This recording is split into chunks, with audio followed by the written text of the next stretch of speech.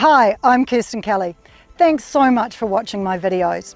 If you'd like some extra help, jump into one of my free online training sessions. I teach you all of my secrets to find success, satisfaction in every ride, and to ditch that fear and learn joy in every ride. So click on the link in the description of this video to find out more information.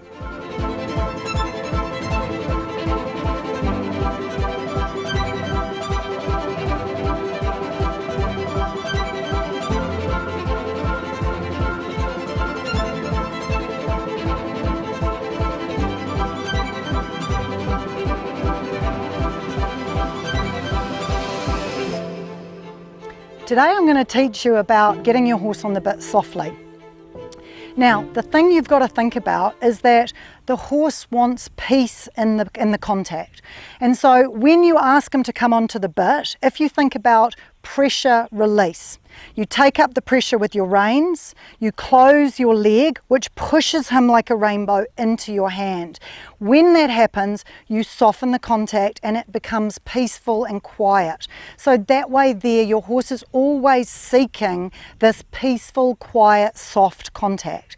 There's nothing worse than riding a horse where you feel like you've got to pull on it and fiddle around on it to get a soft contact. Whereas if you use this method, you will find your horse will constantly seek the softness and self-carriage, and you won't have to keep using your reins all the time.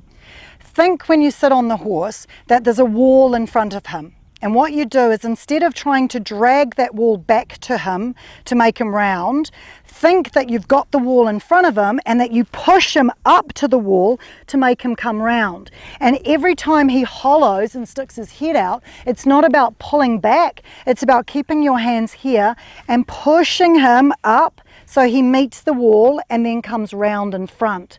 And it's a whole different way of thinking. It's not pull his head down, it's push him up, make him a rainbow, and that's what gives you the roundness and the softness.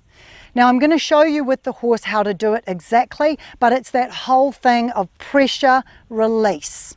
Esme, what I want you to do is I want you to take up an even contact, and remember, it's not fiddling, because if you start fiddling now, you'll always have to fiddle.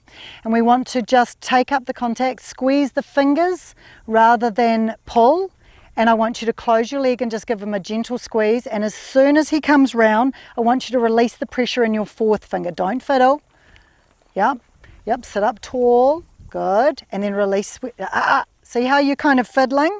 Yep, you want it to be pressure, so you just go close, hold, and then be really patient. The trick is to be patient and not to hustle. Soften. Yes. So that he learns, as soon as I round and soften, the fourth finger becomes loose and soft, and then the contact becomes elastic. So you hold the rein here between your thumb and your first finger so that you can close the rein and then release the rein quickly. Close the rein, release the rein quickly. And then you don't get into this, it's still and release.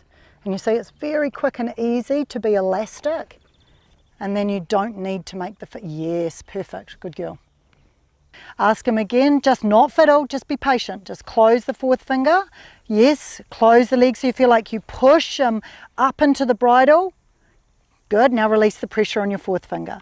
So what I'm going to get you to do now, Esme, is walk on. Now, before you ask him to walk, remember that same concept. You close the finger, put a little bit of pressure on the rein, close your leg so you feel like you push him up to the rein, and then when he comes round, you think then of this little elastic feeling, and then he walks on. So we are pushing him into the contact and then asking him to step forward. Wait for him to come round. Don't fiddle, just hold. Yep, press with the leg. Good. Now ask him to walk forward. That's it, press, press. That's it. Good. Yep, there we go, keep walking. Make a circle around me. So whenever you lose the roundness, think not that you go, oh quick, he's put his head up, but think that the hind end has got further and further away from your contact.